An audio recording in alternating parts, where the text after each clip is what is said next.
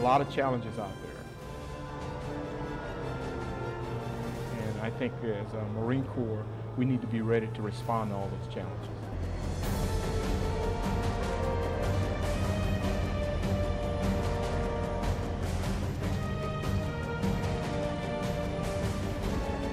We're training now for contingencies or whatever may confront this nation in the future.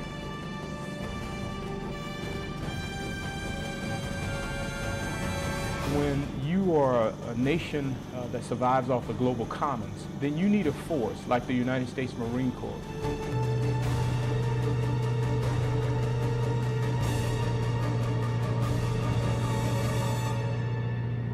The United States Marine Corps stands ready.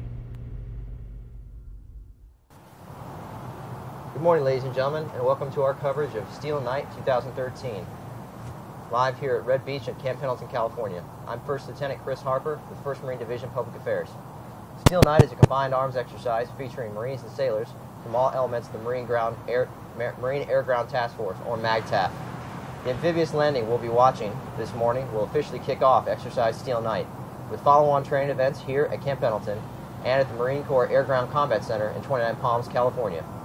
Units participating in this 1st Marine Division exercise will include infantry battalions from 1st and 5th Marine Regiments, artillery from 11th Marine Regiment, 3rd Assault Amphibian Battalion, 1st Light Armor Reconnaissance Battalion, 1st Combat Engineer Battalion, 1st Tank Battalion,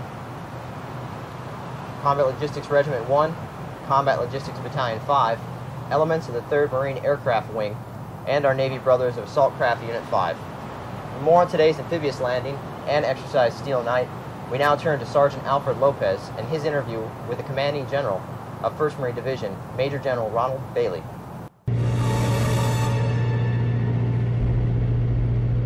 morning, ladies and gentlemen. My name is Sergeant Alfred Lopez. I'm a combat correspondent with 1st Marine Division Public Affairs. Today we have the Commanding General of 1st Marine Division, Major General Ronald Bailey, here to talk to us about Exercise Steel Night. Good morning, sir. Good morning. All right, sir. Basically, we're here to try and give the audience a better understanding of exactly what's going on with Exercise Steel Night and what it is, sir. It's described as the return of the Marine Corps to its core competencies. Can you describe to us what those are, what our core competencies are, and how we've diverted from them for the past 10 years, sir? Well, let me take you back to state that this year's Steel Night's a division-level exercise.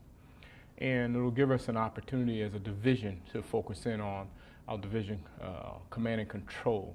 When you start talking the core competencies of a division, we're talking offense, defensive operations, most importantly, amphibious operations. So for us, when we talk about the transition back after being involved in OIF and OEF, that's the transition that we're talking about, to include such things as humanitarian disaster relief, things of that nature.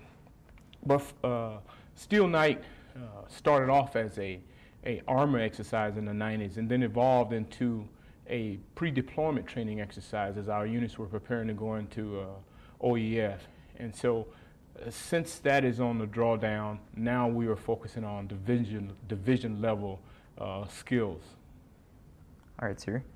When you entered the Marine Corps, sir, what was a large-scale training exercise like? And like you mentioned, it's changed a lot because of OIF and OEF. Can you describe how that's changed? Yes, the large scale, what I would call or describe as a large scale exercise, was the Combined Arms Exercise, better known as CAX. And so we would all deploy, at least a battalion would deploy 229 Palms with the regimental headquarters as the command element.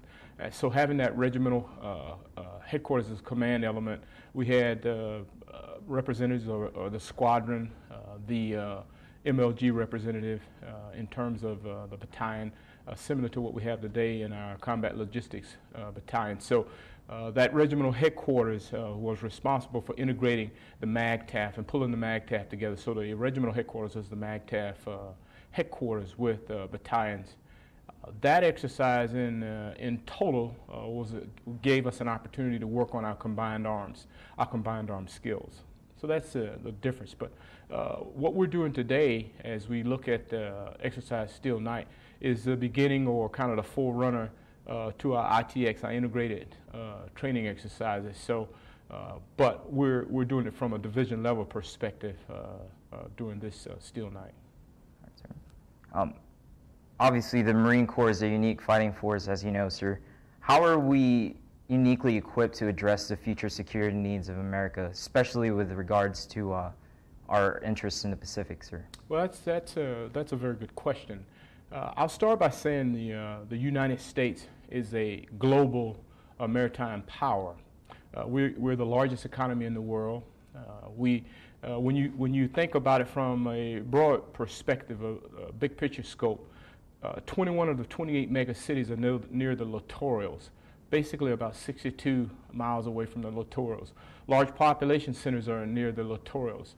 And so when you are a nation that survives off the global commons, then you need a force like the United States Marine Corps, which is a force that has a naval character. You know, we're a naval force, and we're able to respond today with today's force.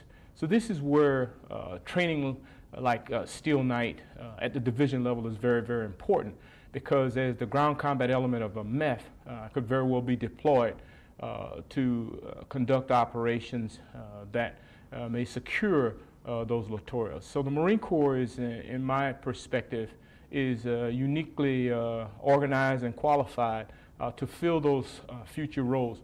Partnership, capacity, and partnership building, these are the things that the Marine Corps. Stabilizing force, we work very well with joint. We create space for the nation and for commanders in an environment. Sure.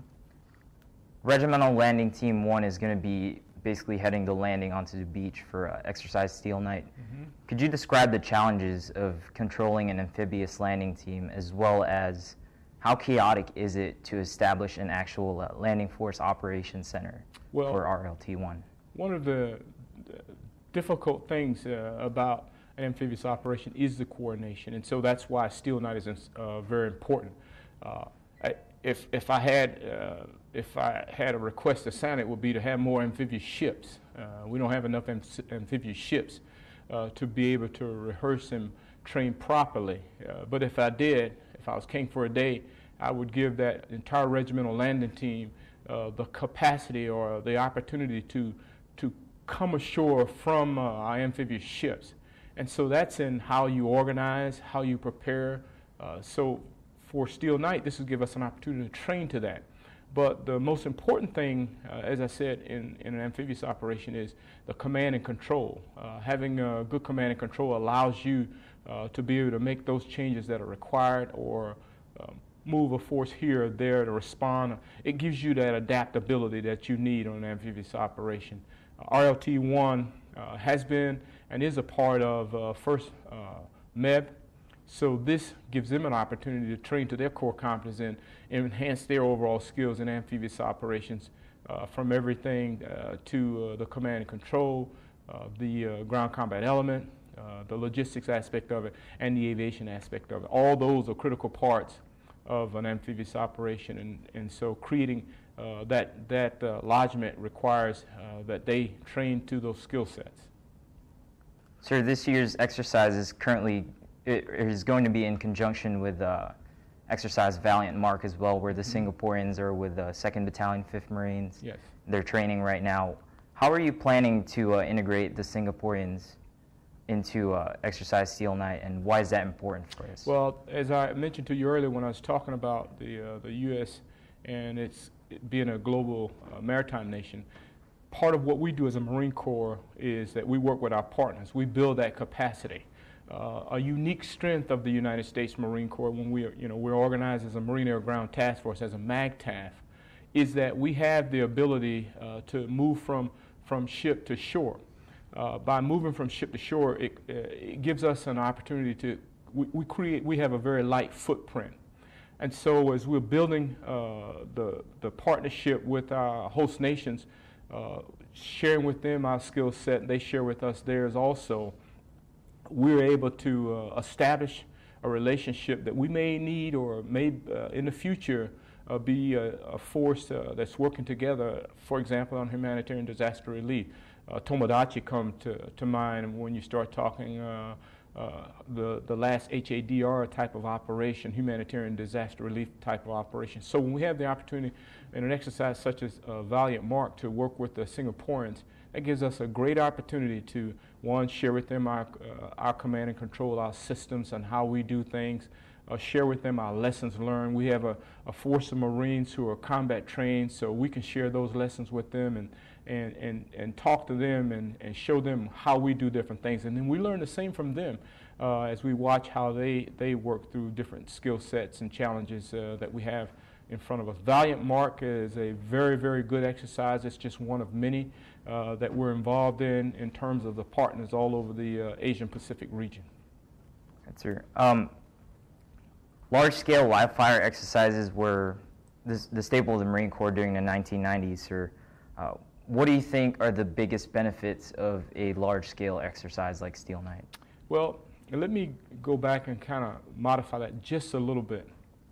As I said before, we had regimental headquarters that would go out. First Division had, in fact, gone out on large-scale exercise, and then even when I was in Second Division, we did some of the same things. And so over the last 12 years, we have not had that opportunity because of the counterinsurgency fight, the COIN fight.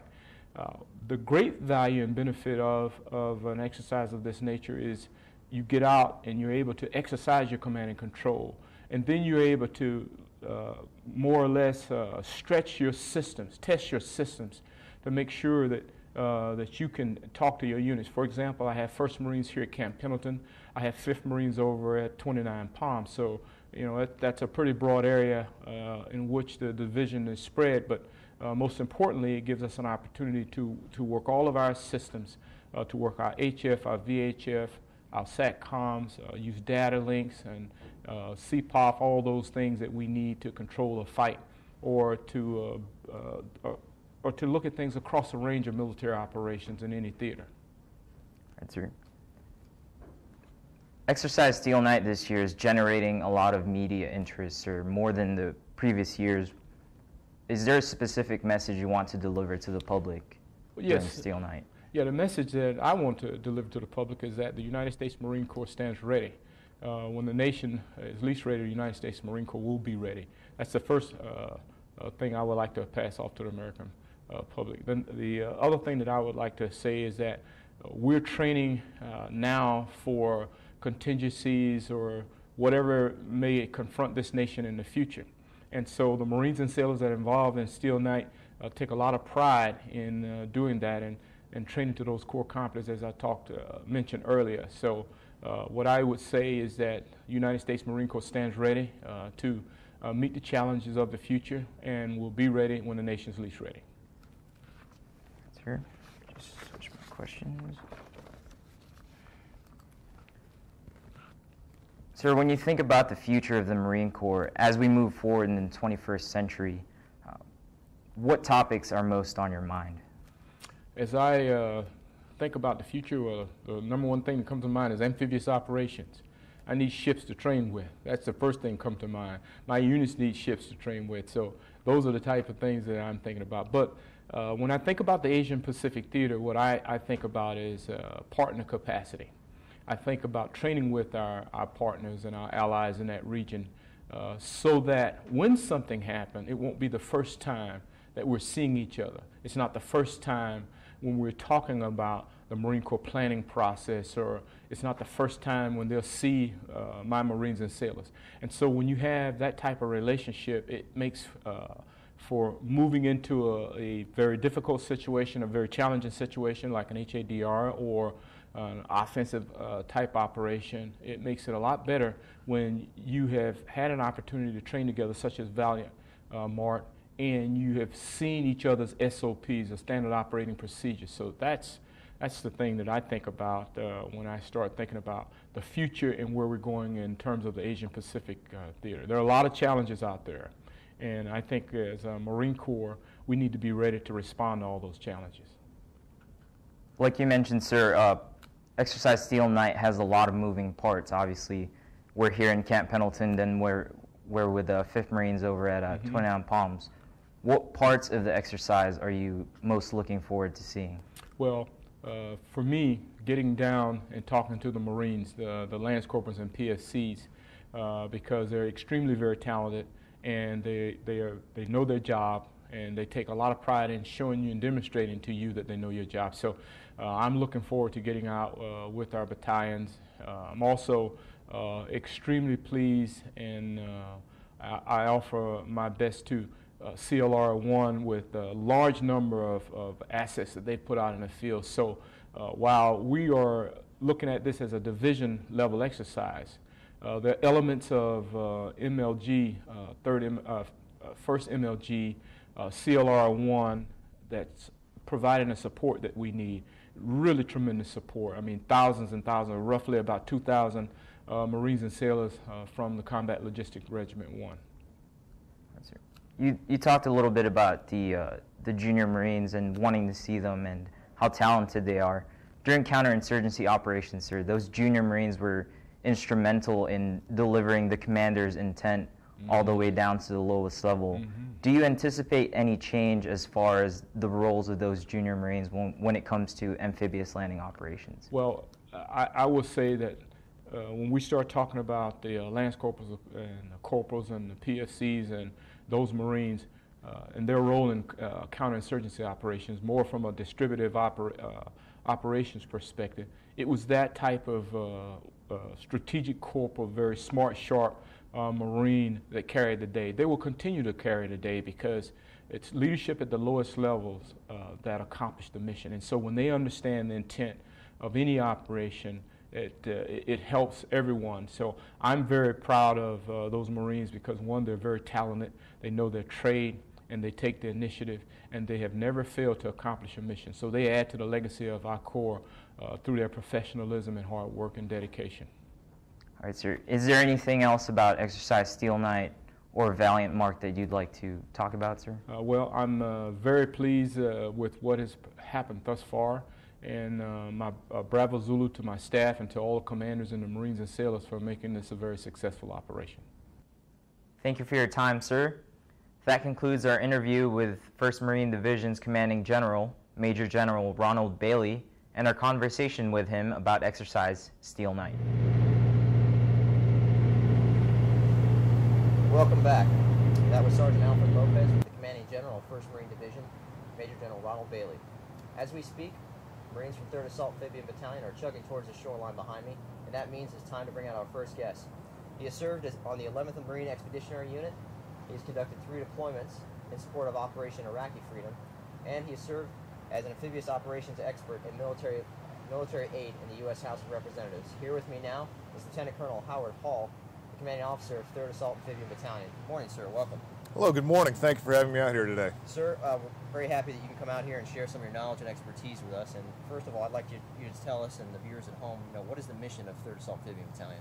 Okay, the mission of the 3rd Assault Amphibian Battalion is to provide amphibious lift and battlefield mobility to the ground combat element of the Marine Air-Ground Task Force. Now, put more simply, each vehicle can carry 18 combat-loaded infantrymen or combat support or humanitarian assistance supplies from the ship to the shore to objectives inland and all the way back to amphibious shipping.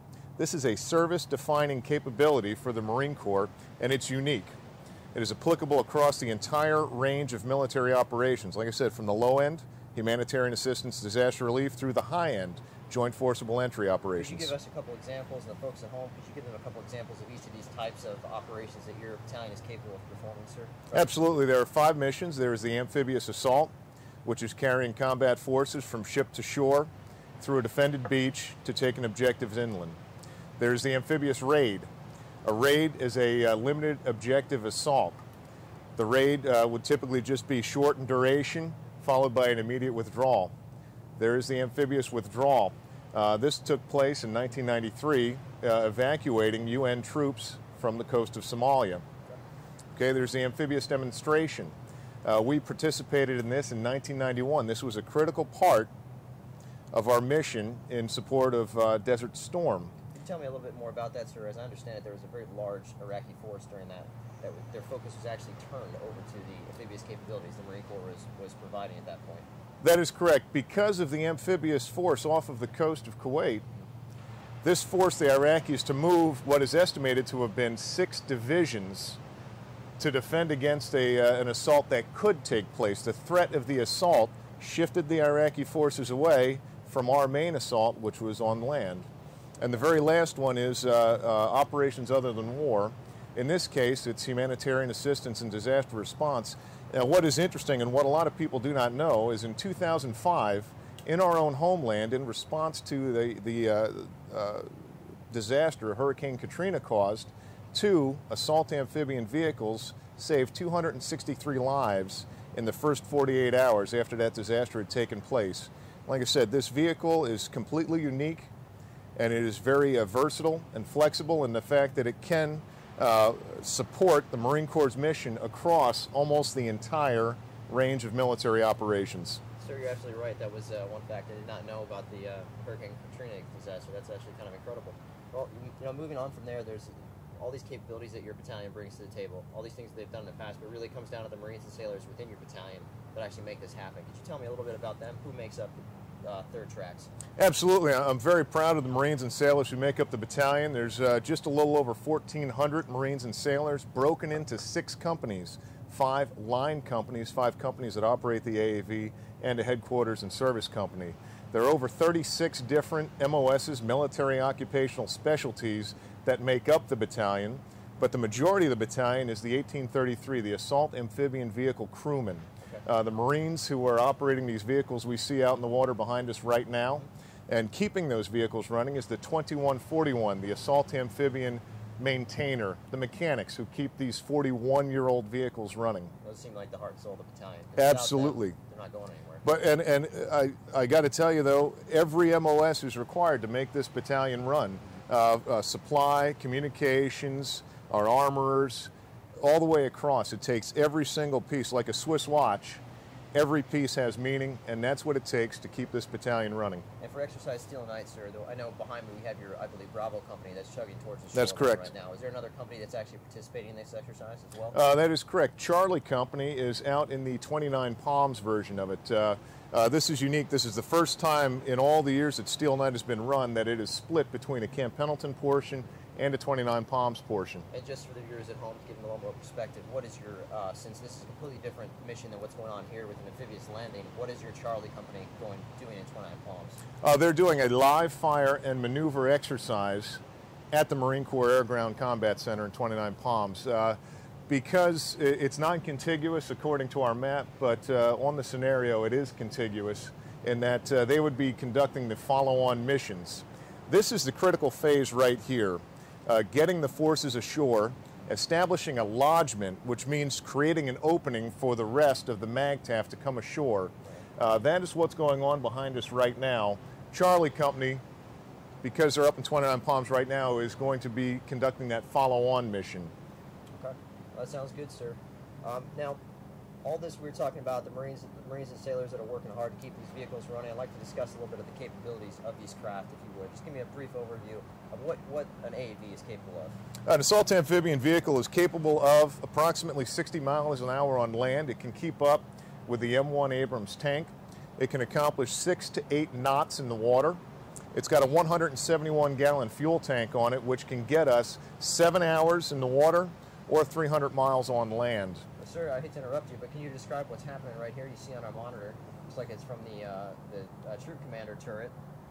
You are correct. Okay, if you can go ahead and describe. Okay, absolutely. Like I said, this is the critical phase of the operation. These vehicles are coming ashore with either 18 combat-loaded infantrymen or 10,000 pounds of cargo. They have just hit the beach. We have leveraged reconnaissance assets to the best of our ability. We may have, the MAGTF may have inserted some reconnaissance elements on the beach to report directly to us to give us an idea what we're coming up against. But with a 50 caliber machine gun and a 40 millimeter automatic grenade launcher in the turret of that vehicle, which you can just about see right there in the shot, sir, they can defend themselves. Sir, it looks like we got another shot from the beach there. And we have more, and this is the rest of the first wave of AAVs that are coming in. This is your first platoon from Bravo Company, I believe. That's correct, and I've got to tell you, the first wave is the critical wave. They are going to gain and maintain the momentum of the operation. They're just like the offensive line on a football team. they will shape everything that happens from here forward in the operation. Oh, I see. Well, hey, now as they're moving in, sir, what are these Marines doing as they prepare the beach for the follow-on waves of AAVs? Absolutely. If there are any coastal defenses, if there are any forces on the beach, they're using that weapon system you can see right there in the shot to try and neutralize and negate any enemy defenses and move forward as quickly as possible. And I'd like to pause real quick and remind all the viewers here, our audience at home, that there's actually no live fire going on at the beach this morning. Oh, that's correct. Yes, there will be no fire in this landing. So that's the first wave of the landing with AAVs. And actually now I'd like to get back to the capabilities of the AAVs and go to a report by our own Sergeant Jacob Hard. We can get that loaded up here. Right now you're seeing AAVs on Red Beach. Here's another one chugging in, sir. Absolutely. It may be interesting to note that the vehicle's 11 feet high. In the water, it's got a 9-foot draft. So really, there's only about 2 feet of the vehicle up above the water. Okay. Now, sir, when they are coming in, I know that there's an open hatch on the top of the AAVs, but when they're in the water, what is it? Is that closed because there are Marines inside? That's correct. All hatches are closed, and it uses an air aspirator valve, so it's only going to take in air through the mushroom valve, is what they call it, the aspirator valve. To keep the engine cool, though, it uses a contact cooler on the bottom of the vehicle, which uses thermal diffusivity. It keeps itself cool in the water more effectively. But the point I was getting to with the draft, 11-foot vehicle, 9 feet of it's underwater, as you saw. It's actually, I don't want to use the word stealthy because that has its own connotations, but the vehicle sits low in the water, and the engine noise from the turbo is actually dissipated down into the water. It can make a somewhat stealthy approach just before first light. Well, I know we're sitting up here, sir, and I certainly couldn't hear anything coming on the beach right now. So it's definitely effective. Sir, if you take a look at the AAVs right now, can you point out the different positions in the AAV? Okay, similar to a car that we would be driving, the front driver's side, the left-hand side, or I guess the port side as we'd say it, that's the driver. Directly behind the driver is the troop commander. That is the Marine who is responsible for the embarked infantry. Senior infantryman sits right behind the driver, and you can see up in the elevated position is the turret. That is the crew chief of the vehicle. He's responsible for the vehicle, employing the vehicle safely, and getting the infantry to where they need to be to execute their mission. And the crew chief on each vehicle, typically what rank is that for the Marine? That's typically a corporal, a non-commissioned officer, so he is responsible for a vehicle that is in excess of $1 million each, plus employing the weapon system, the 50 caliber machine gun and the 40 millimeter automatic grenade launcher, and he's responsible for the maintenance, upkeep, employment, and the safety of that vehicle and that crew. And as obviously a non-commissioned officer, he's been in for a few years at that point. Where would a Marine like that start? Where would he start in the AAV community to get to be a crew chief?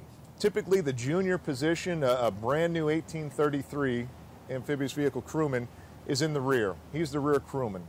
Every time these vehicles stop, they take a tactical halt. That is the Marine who goes out and checks the suspension, makes sure that the vehicle's running fine on the outside. He's also responsible for the embarked infantry, making sure they've got their positions in the back of the vehicle and that they are riding safely, and also helping them get out when it's time to dismount and take the objective. The next senior position is the driver.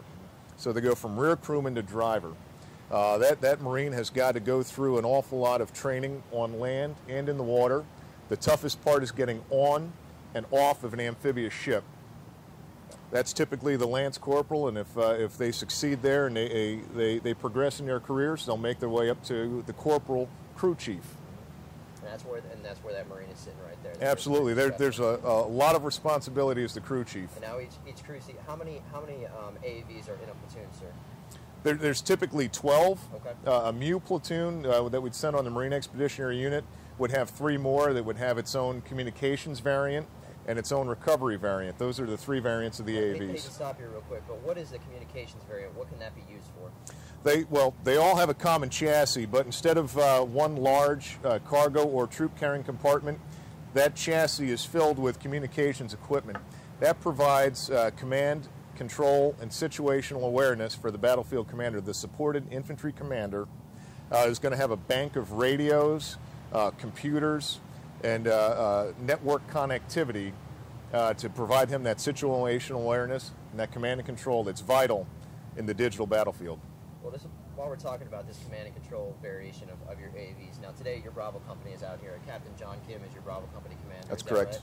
He's going to be out there, and typically with a landing like this, the company commander would usually be in the command and control variant with the ground forces commander. Is that accurate? It really depends on the scenario and how the supported commander would like to employ his assets. It's really up to the supported commander.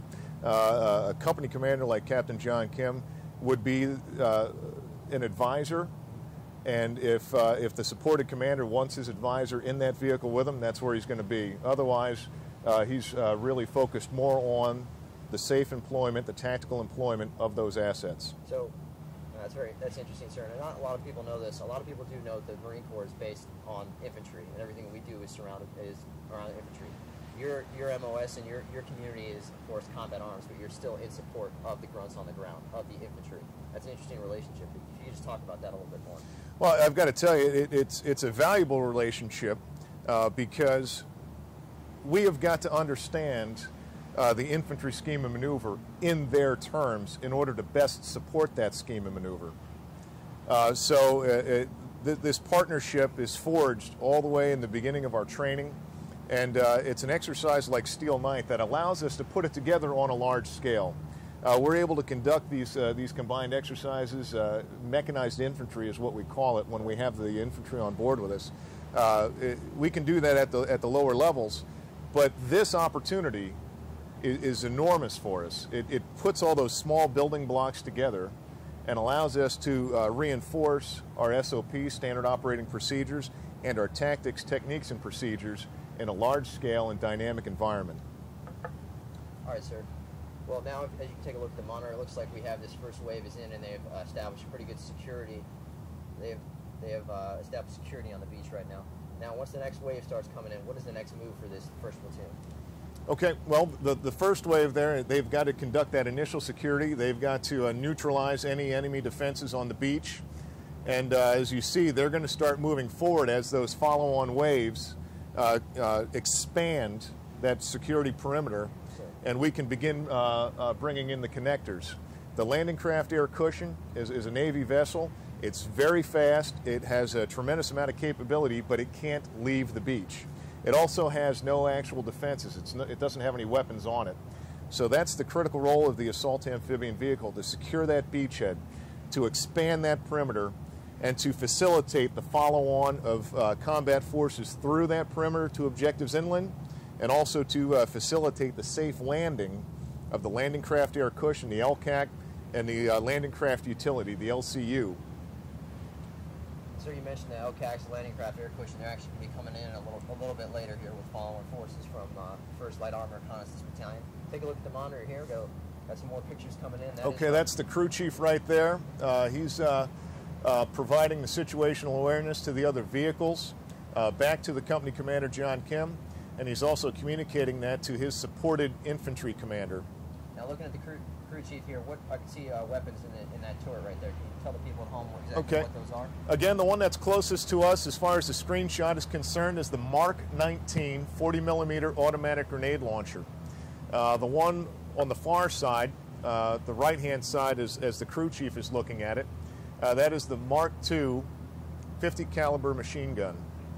They are coaxially mounted, which means that with a common periscope, you can sight in both weapons. They don't have independent sights, but coaxially mounted, you can use that same periscope sight to engage targets. So there's one Marine sitting in that turret seat engaging with both weapons. And that's the crew chief, which makes that position a lot of responsibility in that position. Let's just put it that way. All right, sir. Now it looks like we're on the same AAV, and we have the view of the driver. Is that right? Okay, that is the driver. And they are. Looks like they're heading our direction.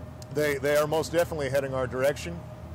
To operate an AAV, it's actually similar to operating a car. It's got a steering wheel. It's got a shift lever with your forward and your reverse gears, a brake, and a gas pedal. Here's the opposite angle of that, sir. Can you tell me just a little bit about the formation you see here?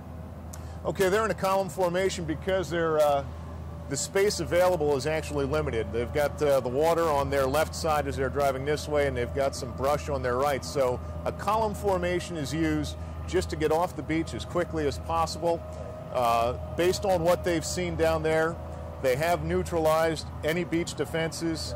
They've overcome any enemy obstacles that were present down there, and they're making best speed to get off the beach and start moving up to those additional objectives. All right, so now once they've moved up the beach, ensure there's no enemy at that position, they're going to move on, and the next wave of Bravo Company should be coming onto the beach shortly. That's correct. Okay, sir. Well, it looks like we have now, the first wave of Bravo Company has now moved almost directly on our position, so we can actually look behind us. Right. Okay, they're actually setting up a second perimeter. I'm not in communication with the supported commander on the ground, so we can only guess based on what we're seeing. But what we're looking at right now is they're setting up a second perimeter to expand that security zone, to expand that beach landing site. Well, and speaking of right now, sir, while they're pausing Security Hall, can you tell me what kind of things the Marines are doing inside the AAVs to prepare for the next event they need to go to? Okay, as far as the assault amphibian crewmen, the 1833s and the 2141s, they've taken a thorough assessment of the mechanical abilities within the vehicle. Was there any damage during the landing? Do they need to make any repairs before they move in? Check the status of your fuel systems. Check the status of your weapon systems, your ammunition. Before they make that push off the beach, they need to make sure they are 100% up and ready to go. The infantry is also passing messages back and forth on their tactical communications networks as far as updating the enemy picture. Have we gotten any additional intelligence feeds that will describe what they're going to face once they get further inland? That's all happening right now. All right, sir. It sounds like a lot going on right now. I actually like to cut the discussion short right now. We're going to go to we're going to go to a report. Right now, we're going to be going to a report from Sergeant Jacob Parr. He spent a week with your battalion. You got to see all the capabilities and everything that goes into make an AAV run. We're going to go to a report from Sergeant Jacob Parr on capabilities of AAVs. Thank you. Now they're just showing off.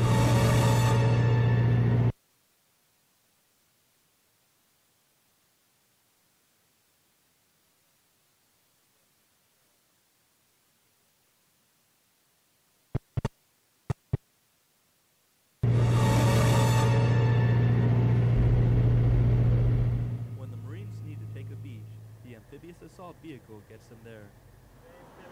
Second Lieutenant Connor Murphy commands a platoon of AAVs. He understands the capabilities it brings to the fight. So we can establish a foothold on the beach. Each AAV has a .50 caliber machine gun and a Mark 19 fully automatic grenade launcher. It allows us to create a great deal of suppression on the enemy, create a good standoff distance, and allow the infantry to assault through the objective on the beach.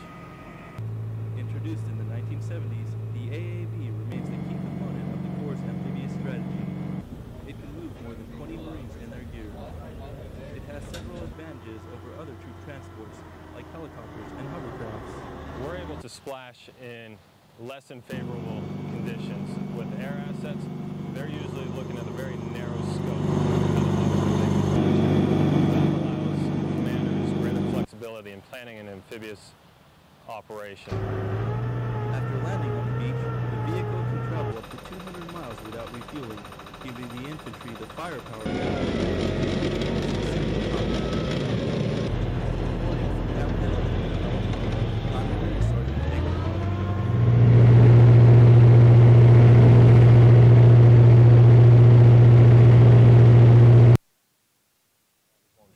And welcome back. We're here with Lieutenant Colonel Howard Hall, the commanding officer of 3rd Assault Amphibian Battalion. Thank you to Sergeant Jacob Parr for that report. And we're going to go back to our discussion on AAV capabilities. And sir, we saw in that report, one thing I thought was really interesting we didn't get to see today is actually the AAVs disembarking from the amphibious shipping. Could you walk us through that? Tell the folks at home exactly what's that like? Okay, absolutely. We had a chance to talk about the relationship between the assault amphibian vehicle crewmen and the infantrymen. Well, there is an equally important relationship that we form with our Navy brethren. The two toughest things of operating an assault amphibian vehicle is getting onto an amphibious ship and getting off. We rely heavily on the seamen, the Navy sailors who are controlling our operations inside of the well deck. It's a 26-ton mechanized ballet inside of a very small area inside of those amphibious ships.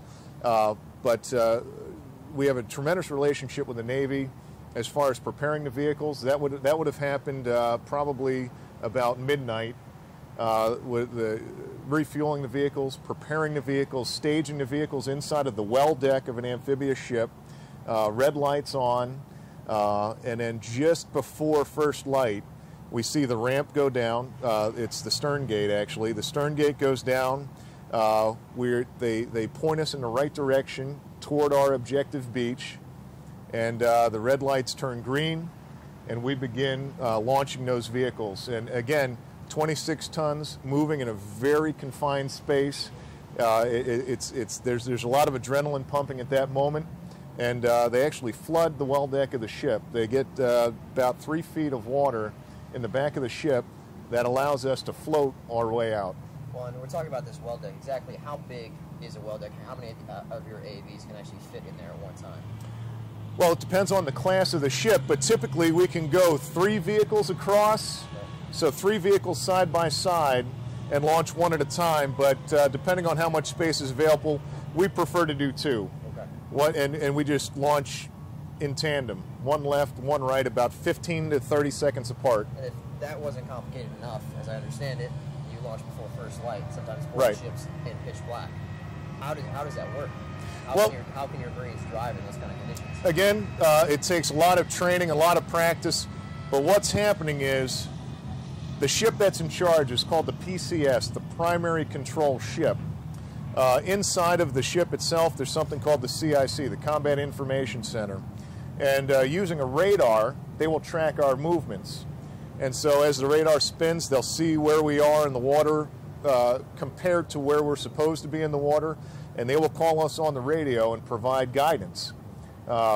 Left, right, speed up, slow down, to get us inside of a boat lane that's about 500 yards wide.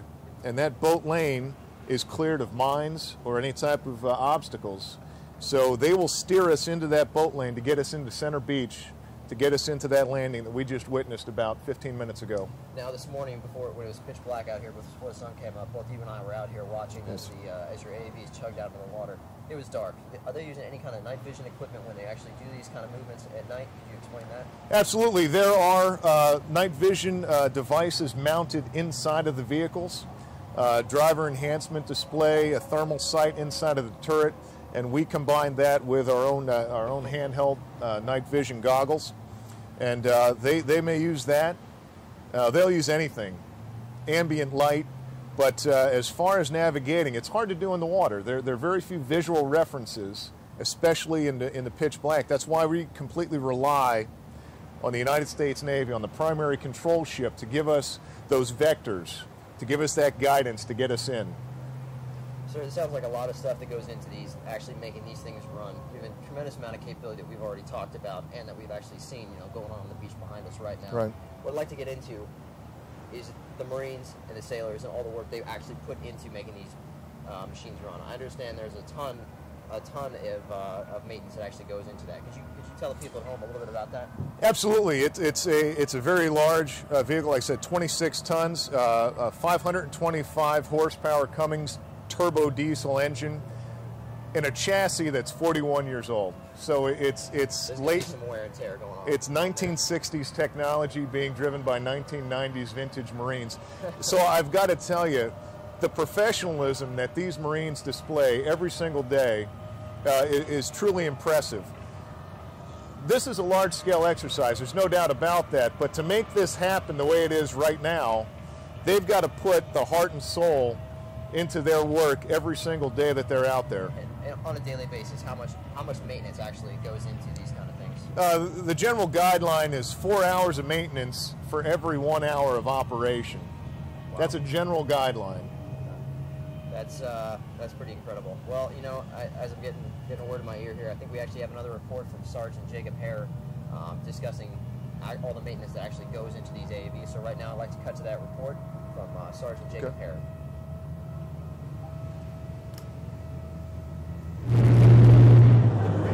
Yeah, he is a famous guy. They're preparing to go out to sea, and that means maintenance. It's called an amphibious assault vehicle. In layman's terms, it's pretty much a tank that goes in the water. They're used for transporting infantry from naval ships to shore for assaults and things like that. Weighs about 56,000 pounds. Pretty dangerous. The AAVs heavyweight needs to reach the vehicle and tighten up any loose bolts. If a piece comes off while at sea, a tiny hole can cause thousands of gallons of water to flood into the vehicle, enough to sink it. AAV mechanics are As maintainers, our job is to ensure the vehicles can continue training anytime something breaks down. We've got to assess the situation, identify what we need to fix it, and get the vehicles up as best we can so they can continue training. That often means late nights, when the Marines are resting, mechanics get to work. Usually you're freezing cold, you're exhausted, you know, ready to hit the rack, and then something goes down and you got to jump out, and you've got headlamps or, you know, someone holding a flashlight, but you got to do what you got to do. Reporting from Camp Pendleton, California, I'm Marine Sergeant Jacob Harwood. Welcome back to our live coverage of Exercise Steel Night on Red Beach here in Camp Pendleton, California. I'm Lieutenant Harper, still sitting here with Lieutenant Colonel Howard Hall, the commanding officer of 3rd Assault Amphibian Battalion. And sir, we just saw a package from Sergeant Jacob Hare on the maintenance that goes into these AAVs. Now, some of the stuff that we were watching here, and the folks at home might not necessarily know, is these are actually tracked vehicles. They're in the water. They're like tanks in the water, so they actually have tracks when they're on land. Can you talk about that a little bit? That's it. Like I said, it's a unique vehicle. It adds to the complexity of maintaining it, but in the water, it's propelled by a water jet impeller, similar to a jet ski. That it'll suck the water into a bell housing, and an internal prop will compress it and force it out the back. That's what propels it forward. On land, it's got tracks. Now I got to ask though, how much more powerful is this than a jet ski? Because I don't think people at home are going to try to be able to hop in on their jet ski and move through the water, move this much weight through the water. No, I'm not sure how many horsepower a jet ski has, but this has the 525 horsepower Cummins diesel engine, providing all of that thrust to get 26 tons, a 26-ton block straight through the water. Now, once we actually see that impeller get to the beach, now we hit the beach and we're rolling on tracks. Can you tell me about some of the maintenance that actually goes into that? Because in the video, in the report from Sergeant Hare, we saw Marines getting out and tightening lug nuts on those tracks seemingly every time they stop. Every single time they stop. That's the duty of the rear crewman under the supervision of the crew chief to get out and check the bolts on each of the road wheels to check the track tension. If there's too much track tension, it can break. If there's not enough track tension, it'll slap up and down against the chassis of the vehicle and eventually throw the track off of the guide wheels. Right. And that's not a good thing. That's a very long repair. And they do this whenever they have some downtime. It's just because of the weight of the vehicle and also the age of the vehicle. It's the weight and the age and the importance of the mission, because it's important to keep that vehicle running just by itself. But you know, we've got some important cargo. 18 combat-loaded infantrymen in the back of that vehicle, and we've got to get them to the objective safely. I think what's also interesting is that it could also be getting that humanitarian assistance to that area where and when needed. We talked about the tracks and the impellers. This vehicle has 3 modes of operation. Water jets, which is just the jet impellers. Water tracks, which is both the impellers and the tracks itself. And then just land mode with the tracks only. That kind of versatility is what allowed us to save all those lives in the aftermath of Hurricane Katrina, because employing the jets and the tracks at the same time, we can go through bodies of water, we can climb over crumbled infrastructure, fallen trees, fallen power lines, broken walls. This vehicle can go across a 6-foot span, it can climb a 3-foot vertical wall, and it can do so just on the move. And those kind of things have been put to use not only, as you said, humanitarian operations, but traditionally non-amphibious areas of places like Iraq, like the initial phase of Operation Iraq. Absolutely, yeah. We can operate. History lesson on that. Absolutely, we can operate in a riverine environment as well. With this vehicle was the prime mover for the infantry during the initial assault in 2003, the opening of Operation Iraqi Freedom. In a number of cases, our adversaries had knocked down some bridges to try and slow down or halt our progress. There were a number of occasions where this vehicle right here just simply went straight across the water, crossing that body of water, whether it was a reservoir or a small river. This vehicle can just continue on. Well, sir, you know, right now I'd like to see if we can actually switch the picture-in-picture here to see what's actually going on the beach. See if you can describe the scene right here. See what the folks at home are seeing right now. Okay. At this point, they've gotten to one of their intermediate objectives on the beach. They've gotten part of it secure. The ramp is down, so the infantry is out. Again, it's that mechanized infantry combination that makes us potent.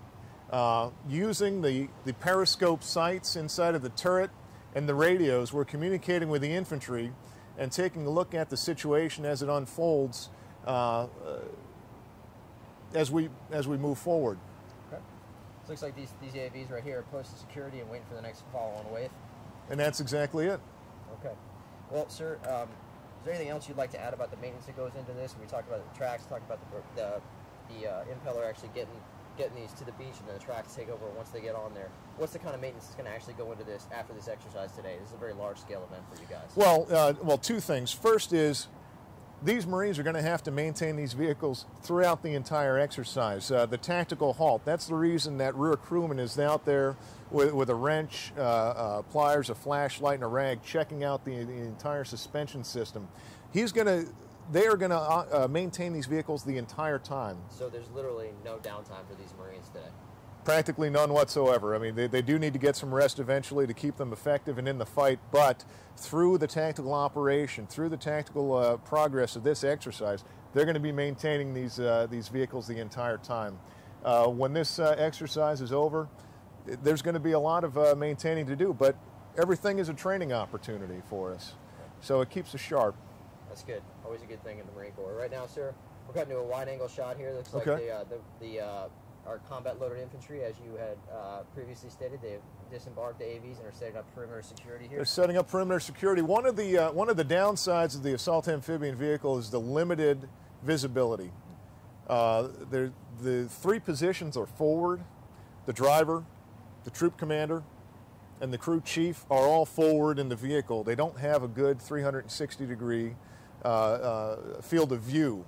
So as we get off the beach, even though we're still relatively close to it, as we get off the beach, we dismount the infantry to really get that 360-degree view of what's going on. That'll get the infantry also acclimated from, let's see, they spent probably about a little over an hour inside of those vehicles. So they're getting acclimated to the light, they're getting acclimated to the soil and the ground, and they're getting ready to move forward. Now, most people watching haven't actually been inside one of these. I know you have, sir, and I've had the pleasure of riding in tracks many times before. So it's pretty loud.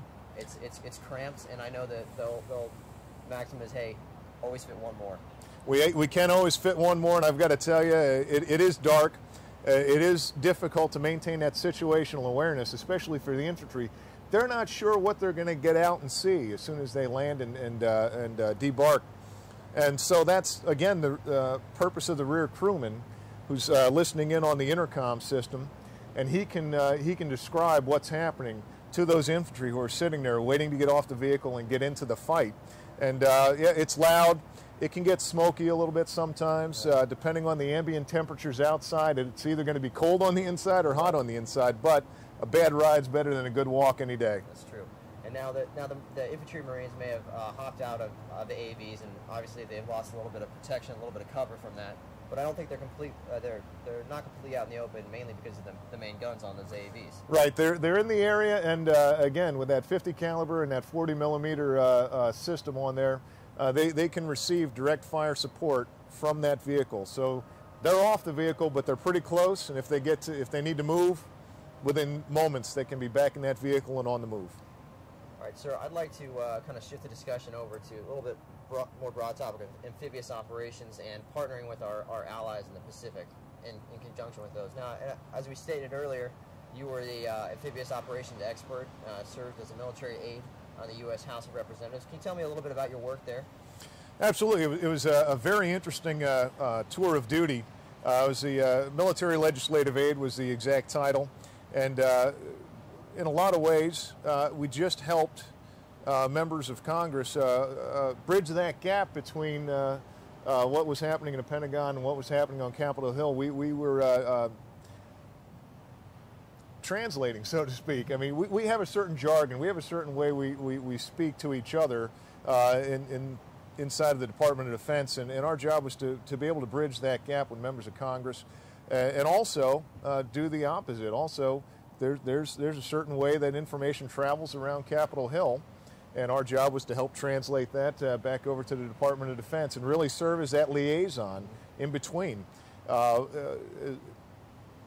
What was very rewarding about that was having access to that information and being able to play what I think was a pretty critical role in doing so.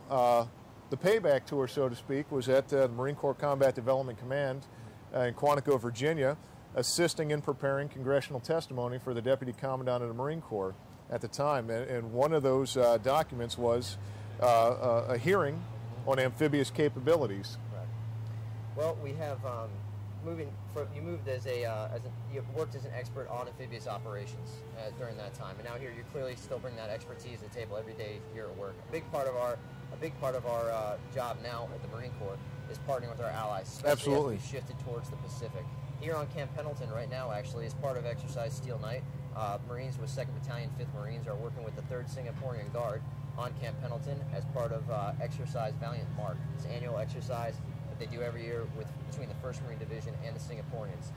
Sir, can you just talk just a little bit about how important this partnering piece is with our Pacific allies and in relation to your amphibious capabilities as well? Absolutely. As we discussed earlier, as we shift out from Operation Iraqi Freedom and Operation Enduring Freedom, we have reset ourselves to engage, respond, and project. The amphibious capability is, I believe, critical to all three of those missions: engage, respond, and project. As far as the engagement goes, as we lose access, so to speak, we have fewer forward bases. It's just a fact. We may have to create access in a certain area. Our amphibious forces do that, but prior to that, through security cooperation and assistance, through bilateral training with our allied partners, we can certainly facilitate this strategic realignment in the Pacific. One company, like I mentioned, we've got 5 line companies in the 3rd Assault Amphibian Battalion. Right. One company is in a constant rotation over to Okinawa, Japan as part of the unit deployment program. Okay. And from that position, they conduct a number of bilateral training exercises with the Japanese, with the Filipinos. We're in a position to train with our other partners in the Pacific, the Australians. And in this case, we've got the Singaporeans here. Right, and that's very relevant. It's Exercise Valiant Mark is being conducted in conjunction with Steel Night. Yes. Obviously, we've kicked off Steel Night. You've seen behind us today, and we've also had some of our Marines reporting on some of the work that your Marines with 3rd Assault Amphibian Battalion have done with the Singaporean Guard and 2-5. So hopefully, shortly, we can cut to a report from Sergeant Alfred Lopez on this Valiant Mark training. Now, during this training, they actually came out and did familiarization training with Yes. the AAVs. Can you talk through just a little bit about what your Marines were showing the Singaporean Marines? Okay, absolutely. The first thing is just learning how to get on and off the vehicle. It may sound very simple, but getting up and down that ramp, finding your positions inside of that vehicle and understanding ingress and egress procedures. Operating in the water, each of our embarked infantrymen must wear a flotation device and a life-saving device there. Getting used to that is also something, and how to store your gear in conjunction with the personnel inside of the back of that vehicle is interesting. Situational awareness, you get off of the back of the vehicle is actually difficult to establish. If you've been driving around and you're being dropped off in an area you're not familiar with, getting off the vehicle and establishing that situational awareness immediately is a small unit leadership tactic, which is, well, I mean, it takes even our Marines takes a little bit of getting used to. So with a foreign nation, it takes a little bit more to get used to. Well, it sounds like that partnership has been going well. It's been going strong for many years now with 1st Marine Division and the Singaporean Guard. I know when Sergeant Lopez was out there working with them and working with your Marines at 3rd Tracks, they also did the dismounted infantry piece, like we have seen behind us today, and that we've already described. They did close quarters combat training within the mount town that's actually just beyond the tent we're sitting in right here. Can you just talk about moving from the AAVs and then up to this mount town? What kind of things would they be looking at training? Okay, it's the integration piece is exactly what you're right. So as far as the dismounted infantry, it's getting used to having those fire support assets right there, knowing how to call for them and knowing how to coordinate them into the scheme and maneuver. That takes quite a bit of training to do it and do it safely and effectively. Right. Also understanding that with the capabilities inside the AV, you can call in additional air assets or indirect fire assets. That takes quite a bit of training. All right, sir, it looks like we got, right now it looks like these Marines are unloading, moving some gear to a different position as everybody else has applied security on the beach right now. Looks like they're moving on to the next phase, and just about now it looks like the last of your waves are hitting the beach. Final platoon is coming in now. As the final wave of your AAVs from Bravo Company are hitting the beach, sir, what's the next move for your company? Oh, they're going to move to the inland objectives. There's a number of different ways that maneuver is going to occur, whether it's bounding or an overwatch position. That's going to be determined by the enemy threat and the type of the terrain that's out there. This is where it's critical, again, to form that relationship with the infantry. We've got to understand each other's language. We've got to understand each other's skills and the needs so we can best support them. We are in a supporting role at this point, but we play a critical role in that support because we can get them there quickly, get them there safely, and provide that direct fire support all the way through. Sir. Right now we're taking a look at some, I believe these are infantry Marines now. I saw them taking off life jackets, and that's a requirement anytime they're in these vehicles. Is that correct? That's correct. Okay, sir. And that's for obvious reasons they wear this. And now that they're out on the sand, they're getting out of those and then prepping for the follow-on operations. These Marines have not dropped their gear quite yet because they're providing security as their fellow Marines are getting ready to roll up onto the beach. Now, sir, we're talking about the landing force and everything. Can you tell me a little bit about who is actually conducting that landing today as the ground force commander? It's going to be 3rd Battalion, 1st Marines, as I understand it, under Lieutenant Colonel Tippett. That's correct. And so, and we are just one part of it. I mean, that is the true and robust nature of the MAGTF, the Marine Air Ground Task Force. This is just one of the many elements that would be employed in a joint forcible entry operation. We've secured the lodgement. We've opened up the landing site. We've provided security on the beach. And I believe the landing craft air cushion is going to be coming in with the follow-on forces, the light armored vehicles, the combat engineers, tanks, artillery. We've opened up that door and provided that conduit for them to come through. Concurrently, based on the scenario, based on the threat, there'd be a heliborne landing force that would come in. And behind all of that is the sustainment to keep us going. So it's a synergy. And it's you know, we're here to open up that door to begin that momentum and maintain that tempo all the way through. Because this is a training exercise and there's not a lot of live fire right now, we just want to stick to the basic building blocks to get this very critical part as part of our muscle memory right here and now. And obviously it's been a while since we've conducted as a Marine Corps conducting this kind of like large-scale amphibious landing operation, since we've been doing things like Operation Iraqi Freedom and Operation Enduring Freedom. Do you see us doing more of this in the future? Oh, absolutely. And you know, we look forward to every single opportunity that we can get to practice this. Like I said, this is critical. This is a service-defining capability for us. This combined mechanized infantry team, and then you know that is supported by the Marine Corps Navy team. We've really got to focus on this every chance that we get. There are a number of opportunities through the year. We've got Steel Night right now, Iron Fist with the Japanese, Dawn Blitz, Pacific Horizon. There are a number of large-scale exercises, but they're only possible if we get out and practice the individual tactics, techniques, and procedures every opportunity that we get. All right, sir. Well, hey, I think that's about all the time we have for you today, but I want to thank you for coming out and sharing your knowledge. Is there anything you'd like to add before we step off here? Just one last thing, if I can. I've got to tell you, I'm immensely proud of the Marines and sailors who put the hard work and effort into this every single day and make it look as seamless as it is right now, because there is hundreds and hundreds of hours of preparation and training that go into these exercises to make them come off this way. Very proud of the Marines, and I'm excited about the opportunity to come out here. Well, sir, thank you for taking the time today and sharing some of your knowledge and expertise on amphibious operations. But that's about all the time we have for you. It was good to see you, and hopefully we talk again. Okay, thank you very much. Appreciate it. And for now, we're going to go ahead and take a quick little break here at Exercise Steel Night. We'll be back in a few minutes, live at Red Beach in Camp Pendleton, California.